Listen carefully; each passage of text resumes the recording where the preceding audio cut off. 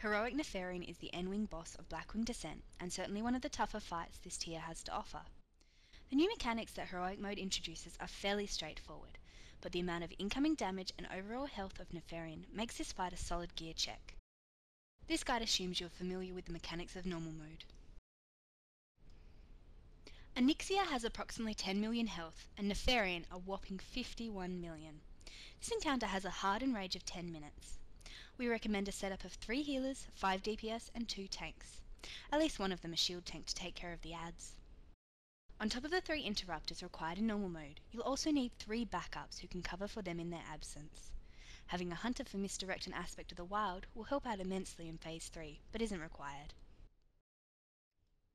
Phase 1 will be positioned much the same as in normal mode.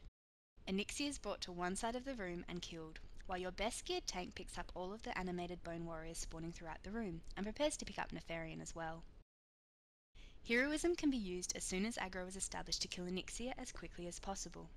No DPS will be done to Nefarian during this phase. Once Nefarian lands, the ad tank will pick him up and bring him to the opposite side of the room quickly. 2 healers, preferably ones with mitigation cooldowns, should be dedicated to this tank during the entirety of Phase 1. Cooldowns need to be chained as the adds get more and more stacks from Nefarian's Shadow Flame breath, which causes them to reset so they never die until Phase 2 begins. The damage will quickly become unhealable when cooldowns run out if the phase lasts for too long, but it's a key way to save time on the enrage by avoiding kiting, CCing or third tanking, and also makes picking up the adds much simpler in Phase 3. Shortly into the encounter, DPS and healers will see the first new mechanic on Heroic Mode, Dominion. Dominion is a mind control that Nefarian casts on 2 random DPSs or healers in the raid regularly throughout Phases 1 and 3. This causes them to walk towards a portal that kills them instantly. During the mind control, players will have 2 options on their skill bar. The first ability, Free Your Mind, releases them from the mind control instantly and they can return to the fight. The second ability, Siphon Power, gives players a stacking buff that increases their damage and healing. Players can reach 150 stacks, though it's unlikely you reach that in just one mind control. Healers should cancel Dominion immediately as the benefits of the stacks are not worth the risk of staying in the MC for your first kill.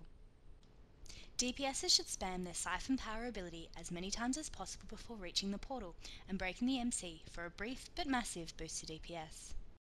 Slows such as Chains of Ice and Freezing Trap work on mind control players and should be utilised whenever possible to allow for them to build up a higher stack.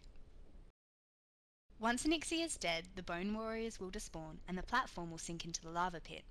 Your raid should be split up into 3 groups with 1 primary interrupter, 1 backup interrupter and a healer on each platform.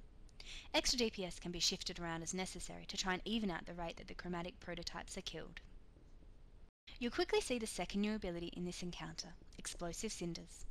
This ability is cast on a random raid member approximately every 30 seconds of Phase 2. This debuff causes you to explode and knock anyone within 10 yards of you away after 8 seconds. The person who gets this debuff will have to swim out at least 10 yards into the lava to avoid knocking the rest of their group off the pillar, and return quickly once it fades.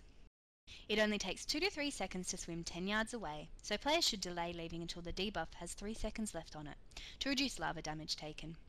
If the primary interrupter on a pillar gets the debuff, the backup interrupter will most likely have to cover for them in their absence. This debuff can be immuned off with Ice Block, Cloak of Shadows and Divide Shield if they're available.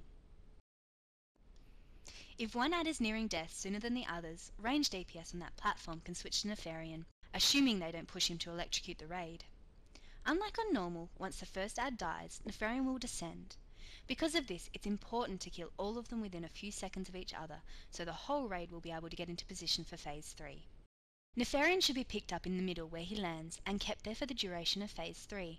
The entire raid should be loosely stacked to one side of Nefarian with the ad tank and 1 dedicated healer positioned behind the raid at the outer edge of the room.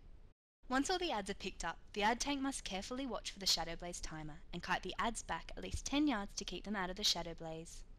Shadow Blaze will extend the life of the Bone Warriors and make them hit for significantly more melee damage, so it's important to keep them out of it. At 2 to 3 seconds left on the timer, tanks will have plenty of time to get the adds moving and avoid the Shadow Blaze. Make sure you don't move too far and risk Nefarian breathing on the adds, or worse, running out of the room to keep kiting in a circle. Nefarian should be turned slowly and kept at a 90-degree angle to the ad tank as they kite to keep out of range of the Tail Lash and Shadow Flame breath. The raid should adjust accordingly. Dominions will continue going out during this phase and should be utilised by DPS as much as possible. Nefarian will electrocute the raid every 10% of his health.